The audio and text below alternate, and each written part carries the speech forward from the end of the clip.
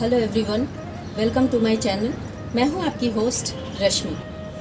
आज मैं आप लोगों को एक बहुत ही ऑस्पिशियस प्लांट, जिसे बेल कहते हैं, आपने बेल का फल बहुत बार खाया होगा, गमले में सीड से किस तरह से उसे उगाएं, ये मैं आज बताने जा रही हूं। और मैं पिछले 1 साल पहले मैंने जो सीड लगाए थे वो किस तरह अभी ग्रो हुआ है, किस तरह हम इसकी केयर करेंगे, वो सब आज हम अपनी वीडियो में जानेंगे। तो चलिए चलते हैं हमारी वीडियो में। सबसे पहले मैं आप लोगों को बेल के सीड दिखा देती हूँ कि वो कैसे होते हैं। ये कहीं से आपको मंगाने की ज़रूरत नहीं है। बेल आजकल हर जगह मिलता है और आप लोग भी अपने खाने में ज़रूर यूज़ करते होंगे, क्योंकि इसे सुपर फ्रूट कहा जाता है। ये बहुत बढ़िया फ्रूट होता है और मेरे यहाँ एक बहुत अच्छी वैरायटी का फ्रूट आया हुआ था, तो मैंने उसके सीड को सुखा के रख लिया था। ये देखें, इसके सीड कुछ इस तरह से दिखते हैं। इसे एक बार सुखा के रख लेंगे तो ये बहुत लंबे समय तक आपके पास प्रिजर्व रहेंगे। और यहाँ देखें, ये बहुत कड़क होते हैं, जैसे करेले का सीड होता है, कुछ कुछ उसी तरह के होते हैं ये। तो इसे जर्मिनेट करने के लिए पहले हमें इसे 24 घंटे के लिए पानी में भिगो लेना है, क्योंकि मॉनसून का सीज़न है। मॉनसून के सीज़न में ये बहुत तेज़ी के साथ पनपते हैं, लेकिन अगर आपने थोड़ी सी केयर नहीं की तो ये ख़राब भी हो जाते हैं। तो इसके लिए सबसे अच्छा एक उपाय मैंने जो निकाला है, जैसे मैंने अपने प्लांट को जिस तरह से बड़ा किया है वो मैं आपको दिखाने जा रही हूँ। इसके साथ क्या करना है, तो इस सीड को हम पहले जर्मिनेट करेंगे। कैसे, वो देखें। इसे मिट्टी में नहीं करेंगे, जैसे यहाँ देखें, यहाँ पे मैंने उस सीड को कपड़े को मॉइस्ट करके, कोई कॉटन का कपड़ा ले लें, उसको मॉइस्ट करके इस तरह से मैंने उसे ढक के रख दिया था। ढक के, और इसे एयर टाइट नहीं करना है, एक किसी चीज़ से कवर कर दें और 4-5 दिन में आपको कुछ इस तरह का स्प्राउट देखने को मिलेगा। मैं इसे दिखाती हूँ। जब इसमें स्प्राउट्स निकल जाते हैं तो इसके ख़राब होने की संभावना बहुत कम हो जाती है। देखिए, कुछ स्प्राउट्स इस तरह के जर्मिनेट होने लगते हैं, सीड कुछ इस तरह के दिखते हैं। इसे हमें, और ज़रूरी नहीं है कि आपका सारा प्लांट निकल ही जाए। मैंने यहाँ पे 2 बेलपत्र के प्लांट उगाए हुए हैं और आप लोगों को दिखाना चाहती हूँ कि इसमें क्या अंतर होता है और किस तरह से मेरी जर्नी रही इसके साथ। मैं बहुत दिनों से चाहती थी कि मेरे यहाँ भी बेलपत्र का पौधा हो, क्योंकि जैसा कि हम लोग जानते हैं कि ये एक बहुत ऑस्पिशियस प्लांट है। भगवान शिव जी पे चढ़ाया जाता है और इसमें इतने बेनिफिट्स होते हैं इसके, चाहे आप वास्तु के हिसाब से सोच लें या फिर पॉजिटिविटी के हिसाब से सोच लें, मतलब हर तरह से ये बहुत बढ़िया प्लांट है। अगर आप इसे अपने घर में लगाते हैं, ज़मीन नहीं है तो भी हम गमले में इसे ग्रो कर सकते हैं, क्योंकि कहा जाता है कि ये हमारे घर की सारी निगेटिविटी को दूर करता है और इसमें इतने सारे औषधीय गुण होते हैं जिसका वर्णन आप अगर पढ़ेंगे इसके बारे में तो आपको पता चलेगा। और एक बात मैं क्लियर करना चाहती हूँ कि अगर आप सीड से ये प्लांट गमले में लगाते हैं तो आपको फ्रूट नहीं मिलेगा। अगर आप ग्राफ्टेड प्लांट भी लगाते हैं तो फ्रूट बहुत ज़्यादा केयर करने के बाद ही आपको मिलेगा। इसलिए अगर आप पत्तों के लिए लगाना चाहते हैं तो ज़रूर लगाइए, क्योंकि मॉनसून का सीज़न है और ये एक बेहतरीन टाइम होता है। मैं सालों भर कोशिश करती रहती हूँ प्लांट लगाने का, लेकिन जब मुझे उसमें सक्सेस मिलता है तभी मैं आप लोगों के साथ शेयर करती हूँ। अब देखें, ये जो प्लांट आप हरा भरा और खूबसूरत प्लांट देख रहे हैं, ये तकरीबन 1 साल पुराना है। 1 साल पहले इसी टाइम में मैंने इसे सीड से ग्रो किया था। जो प्रोसीजर मैंने आपको दिखाया कि कैसे पहले बीजों को अंकुरित करके लगाया जाए, उसी प्रोसेस से मैंने इसे लगाया है। अगर आप सीधे बीज डालते हैं तो आप ये जान लें कि मैक्सिमम चांसेस होते हैं उन बीजों के ख़राब हो जाने के, क्योंकि जब बहुत ज़्यादा धूप और हीट दोनों की वजह से ये मेरे बहुत बार ख़राब हो गए हैं। और ठंड में तो ऐसे भी ये जर्मिनेट नहीं होंगे। तो एक ऐसा क्लाइमेटिक कंडीशन हमें चाहिए जिसमें इन बीजों को आसानी से ग्रो किया जा सके। तो मॉनसून बेस्ट सीजन है। और कुछ टाइम, ये तो 1 साल का प्लांट है और ये देखें, ये तकरीबन मेरा 8 महीने कह लें या 7 से 8 महीना कह लें, ये 8 महीने का प्लांट है। और देखें, इसके साइड में मैंने कुछ और भी सीड लगाए थे, क्योंकि बीच बीच में मैं देखना चाहती थी कि किस टेम्परेचर में ये उगते हैं। तो इस बार मई के मंथ में बहुत ज़्यादा बारिश हुई, तो मैंने ऐसे ही देखने के लिए सीड डाल दिया था। लेकिन देखें, मई में टेम्परेचर थोड़ा कम रहने की वजह से ये दोनों सीड मेरे जर्मिनेट हो गए। इन्हें चाहूँ तो अलग अलग कर सकती हूँ, और इस तरह से सही टाइमिंग का इंतज़ार करें। अब आप देख रहे होंगे कि ये 1 साल का पौधा है, और इसमें ये जो बेलपत्र की जो असली निशानी होती है कि ये 3 पत्तों का होता है, ये देखें। लेकिन शुरुआत के टाइम में इसमें 3 पत्तियां नहीं निकलती हैं, जैसा कि आप देख सकते हैं। इस प्लांट में भी देख सकते हैं नीचे एक पत्ती ही है, ये देखें। जैसे जैसे ये मैच्योर होते जाता है वैसे वैसे ये 3 पत्तियाँ निकलनी शुरू हो जाती हैं, और यही 3 पत्तियाँ भगवान शिव को चढ़ाई जाती हैं। और यहाँ देखें, जो मेरा ये छोटा प्लांट है, ये देखें, इसमें नीचे से ऊपर तक एक पत्ती ही जा रही है। लेकिन अब इसकी मैच्योरिटी देखें, इसमें ये पहला 3 पत्ती ये देख रहे होंगे, ये निकला है। तो इस तरह से आप लोग भी अगर एक पत्ती निकल रहा है तो ये ना सोचें कि हमारा प्लांट पता नहीं ये कैसा प्लांट है। जब तक इसकी मैच्योरिटी नहीं आएगी तब तक ये 3-3 पत्ते इसमें नहीं निकलते हैं। तो ये बातें भी जो बिगिनर्स हैं, जिनको पता नहीं है, उनको जाननी ज़रूरी है। ये देखें, मेरा एक ये कंटेनर है प्लास्टिक का छोटा सा, जो टूट भी गया है। लेकिन मैं इस तरह के कंटेनर को रीयूज़ करती रहती हूँ, फेंकती नहीं हूँ। सीड को जर्मिनेट करने के लिए ये बहुत बढ़िया है।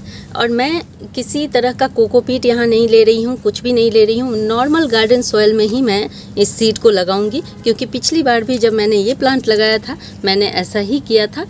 क्योंकि अभी बारिश का मौसम है और कोकोपीट पानी को एब्जॉर्ब करके रख लेता है, तो उससे हो सकता है कि हमारा प्लांट ख़राब हो जाए।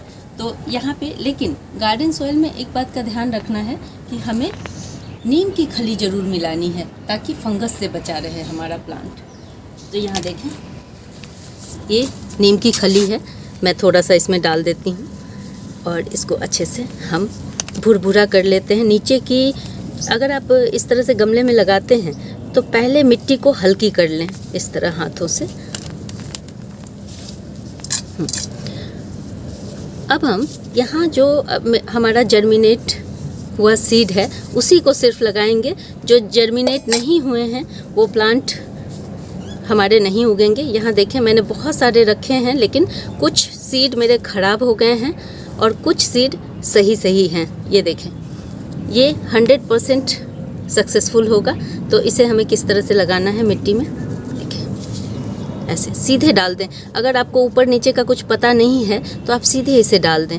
और कितना डेप्थ में डालना है वो भी बहुत ज़रूरी है। एक थंब रूल है कि जितना बड़ा हमारा सीड होता है उससे डबल डेप्थ आपको लेना है। तो ये देखें, ये हमारा सीड ये छोटा नहीं है, इसलिए थोड़ा सा आधे इंच हम डेप्थ में इसे डालेंगे।